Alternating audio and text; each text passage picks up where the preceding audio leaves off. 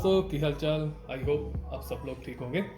तो दोस्तों आज हम करने जा रहे हैं आईफोन 12 प्रो मैक्स का एक genuine review after 6 month of use. तो क्या क्या हमने देखा कि पहले क्या था और अब क्या डिफरेंस आया हर एक चीज़ में, जैसे कि बैटरी हो गई या कुछ इसकी परफॉर्मेंस का इफेक्ट हो गया या इसके कैमरे का कुछ निकल कर आया हो नया। तो आज हम थोड़ा बहुत है इसके बारे में भी डिस्कस करेंगे। तो दोस्तों चलिए स्टार्ट करते हैं। सबसे पहले ये हमारा है आईफोन 12 प्रो मैक्स। इसको हम अनलॉक कर लेते हैं और ये हो गया अनलॉक। ये तो थोड़ी सी खासियत है एप्पल की कि फटाफट से झट से अनलॉक हो जाता है। तो सबसे पहले हम बात करने जा रहे हैं इसकी बैटरी की। जी हाँ, जैसे कि हम जो पहले आईफोन यूज़ करते थे उसमें बहुत सारा इशू होता था कि बैटरी बैकअप बहुत कम होता है, पर जो ये आईफोन आया है जो 12 प्रो मैक्स स्पेसिफिकली इसकी मैं बात कर रहा हूँ, उसमें तो कुछ अलग ही है बैटरी का। जैसे हम सब लोग जानते हैं कि इसकी जो बैटरी है वो है 3687 mAh की। और जो इसकी खास बात ये है कि ये बहुत ही बैटर ऑप्टिमाइज्ड है और is a accident consumption manager. बहुत ही इसकी जो कंजम्पशन होती है वो बहुत ही बढ़िया तरीके से मैनेज हुई पड़ी है। सबसे पहले हम अपनी बैटरी हेल्थ चेक कर लेते हैं, जो कि अभी भी 100% पर है। जी हाँ, पर जो मैंने 2-3 चीज़ें जो देखी हैं वो ये हैं कि अगर भी इसकी बैटरी ज़ीरो है, अगर ज़ीरो से हमने 100% पर लेके जाना है तो पहले तो 80% पर जो इसका होता है वो 57 मिनट्स में हो जाता है। और अगर जो 57 मिनट्स के बाद जो बाकी के 20 मिनट्स रहते हैं 80% पहुँचने के बाद, उसमें ये बहुत ज़्यादा टाइम लेता है। मतलब कि 2 घंटे और 27 मिनट ले जाता है 100% चार्जिंग के लिए, और कहाँ पर ओनली 57 मिनट्स फॉर 80% चार्जिंग। तो ये थोड़ा सा है काफ़ी कि आप 57 मिनट में 80% कर रहे हो और उसके बाद इतना ज़्यादा टाइम ले रहे हो, जो कि बहुत ही स्लो है 80 to 100% जाने के लिए। और 0 से 100% के लिए टोटल टाइम लगता है 2 घंटे 27 मिनट। तो ये थोड़ा सा है। बाकी अगर आप मीडियम टू हार्ड यूज़र, पहले हम लीस्ट टू मीडियम की बात कर लेते हैं, तो ये बहुत बड़ी ऑप्शन है आपके लिए। 3 दिन तक आपका फ़ोन ऐसे चल सकता है विदाउट चार्जिंग के लिए। और अगर मीडियम टू हार्ड हो तो ये 2 दिन के लिए चलेगा। अगर बहुत ही हार्ड यूज़र हो तो 1 दिन के लिए आपके पास बहुत बढ़िया ये इसकी ऑप्शन है बैटरी बैकअप के लिए। तो thumbs up for that Apple, ये अभी भी ऐसा ही चल रहा है, तो इसके लिए बहुत बढ़िया बात है। ये 6 महीने बाद भी ऐसा ही है। और दूसरा हम बात कर रहे हैं इसके डिस्प्ले की। डिस्प्ले के जैसे एप्पल के तो बहुत ही बढ़िया होते हैं। ओलेड डिस्प्ले है, जो इसकी स्क्रीन टू बॉडी रेशो 87.4% है। तो रिफ्रेश रेट जो है वो इसका 60 हर्ट्ज़ है। आजकल बहुत सारे फ़ोन आ गए हैं जिसमें 120 हर्ट्ज़ है। इसके लिए ये थोड़ा सा, जैसे आप कोई ब्राउज़ भी करते हो या कुछ ऐसे ऊपर नीचे करते हो, ये बहुत स्लो चल रहा है। तो ये 120 वाला होता है वो थोड़ा सा फास्ट चलता है, जैसे सैमसंग के फ़ोन में आ गया। पर फिर भी ये मुझे नहीं लगता इतना ज़्यादा ज़रूरी होता है हर एक फ़ोन में। किसी के लिए होता होगा, पर नहीं, हमें ये भी ठीक है कि सही है, परफॉर्मेंस सही आनी चाहिए, तो सही चल रहा है।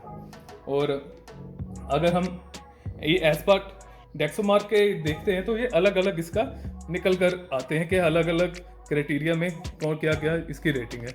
तो ये आपकी स्क्रीन पर 88 इन्होंने पॉइंट्स दिए आउट ऑफ 100 डी डेक्सोमार्क ने डिस्प्ले के लिए, जो कि बहुत ही बढ़िया है।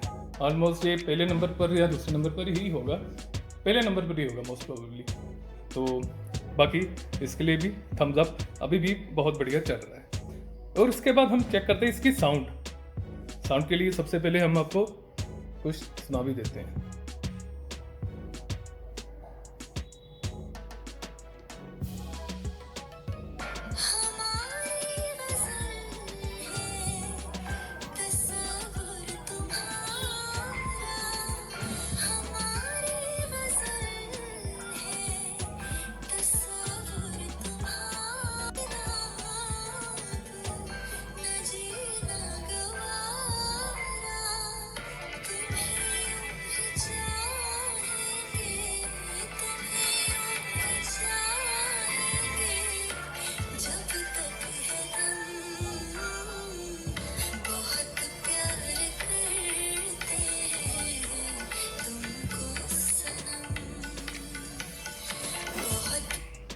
तो दोस्तों ये था इसका साउंड चेक। और साउंड का तो हमें यही पता लगता है कि इट इज़ वेरी रिलायबल और कंसिस्टेंट ऑडियो परफॉर्मर है ये सब। और बहुत ही बढ़िया ही इसका साउंड का एक्सपीरियंस आता है। आज जैसे कि आपने सुना ही होगा, अभी भी बढ़िया ही आ रहा है। तो इसमें क्या है कि इसके दो फ्रंट फेसिंग स्पीकर हैं, माइक्रोफोन भी है जो कि नॉइस कैंसिलेशन के साथ आता है। और उसके बाद इसमें डोल्बी आइटम्स का सराउंडिंग सिस्टम है। और सबसे बड़ी जो बात है इसमें, आप सबको पता है जैसे ऑडियो जैक तो ऑलरेडी निकाल ही दिया हुआ है एप्पल ने, वो इसमें नहीं है। बाकी फिर भी thumbs up for that sounds के लिए भी। और अभी हम बात कर लेते हैं इसके कैमरास की। तो दोस्तों इसके जो पीछे हैं वो 3 कैमरे जैसे हम सबको पता ही है, और ये बहुत ही बिग एंड ब्यूटीफुल है और बोल्ड एंड ब्यूटीफुल है। और जो इसका प्राइमरी या अल्ट्रा वाइड या टेलीफोटो वाला कैमरा, तीनों ही 12 मेगापिक्सल के हैं। और इसके साथ लीडार जो है जो कि डीप सेंसिंग करता है, बाकी एलईडी फ्लैश है। और इसके साथ आप इस पर 4K डोल्बी विजन के साथ 4K तक की वीडियो को रिकॉर्ड कर सकते हैं 24, 30 और 60 FPS के साथ। और आप इस पर 2160 की भी वीडियो रिकॉर्ड कर सकते हैं विद 30 FPS के साथ। तो इसका जो फ्रंट फेसिंग कैमरा है वो भी 12 मेगापिक्सल का है, और उस पर भी 4K की वीडियो रिकॉर्ड कर सकते हैं। बाकी ये जो है वो बीस्ट है एक हिसाब से, अगर आप परफॉर्मेंस वाइज देखें तो इसको। और इस बीस्ट को हराना तो बहुत ही मुश्किल है, क्योंकि इसमें A14 बायोनिक चिप लगा है जो कि 5 नैनोमीटर पर काम करता है, और इसके लिए 5G भी है। और अगर एप्पल को कोई बीट कर सकता है तो वो एप्पल ही है ना दोस्तों। आज के लिए एप्पल का कुछ रिव्यू था जो मुझे लगा कि आपके साथ शेयर करने चाहिए। बाकी जो मेन है वो यही है कि इसकी बैटरी का जो इशू तो नहीं कह सकते, पर कुछ ना कुछ एक ग्लिच है कि 0 to 80 in only 57 minutes and 80 to 100% total take to 2 hours and 27 minutes. तो ये कुछ चीज़ें हैं। बाकी अगर मैं आपको एक एडवाइस भी देना चाहूँगा, अगर जब भी आप बैटरी चार्ज करते हो तो इसके बैटरी के साइकिल होते हैं।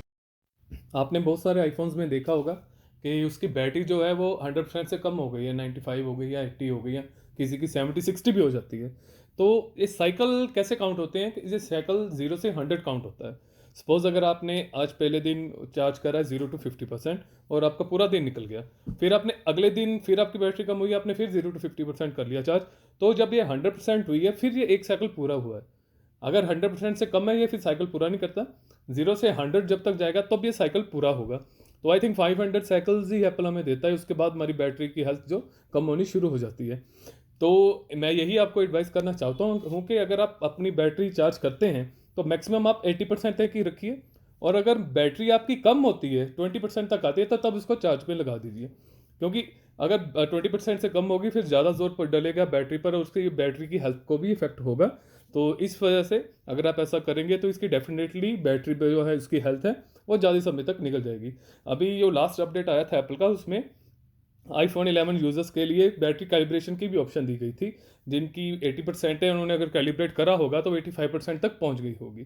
तो ये कुछ एप्पल हमेशा अपडेट करता रहता है। और बस दोस्तों आज के लिए यही था, आपके लिए इतना ही। और अगर आपको वीडियो अच्छी लगी होगी तो आप लाइक ज़रूर करिएगा, कमेंट करके भी बताइएगा, और शेयर भी ज़रूर करिएगा, और हाँ सब्सक्राइब करना मत भूलिएगा। सो थैंक यू दोस्तों।